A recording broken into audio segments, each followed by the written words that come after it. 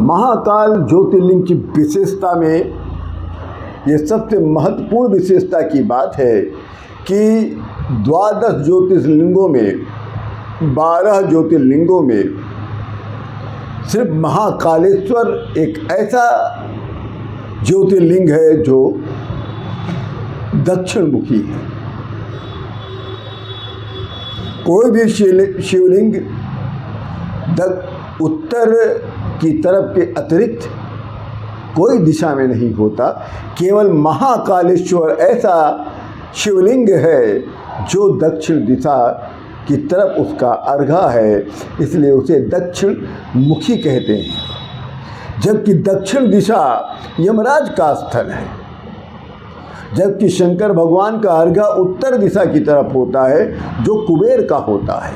कुबेर की रक्षा के लिए ही उधर मुख करके शंकर भगवान विराजते हैं, इसलिए सभी ज्योतिर्लिंग का मुख अर्घा उत्तर दिशा की तरफ होता है। जबकि केवल महाकालेश्वर ज्योतिर्लिंग का दिशा जो है दक्षिण मुखी है।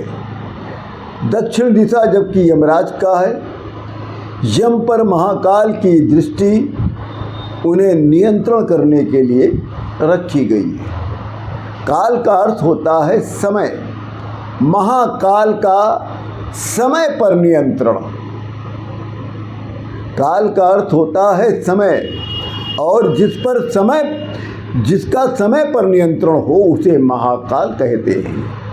काल या समय के समक्ष मनुष्य और देवता दोनों ही नतमस्तक होते हैं। जब काल की गति वक्र होती है उस समय राजा हरिश्चंद्र को भी चांडाल की नौकरी चाकरी करनी पड़ी, इसलिए समय अति बलवान है।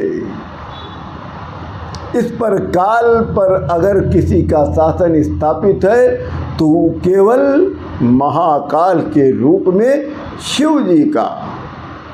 इसलिए शिव की स्तुति में शिव का अभिषेक कर भक्त अपने जीवन को आरोग्य रस रूप गंध से सिंचित करने की कामना करता है और पूर्ण आयु को प्राप्त कर उन्हीं में विलीन होने की इच्छा भी प्रकट करता है।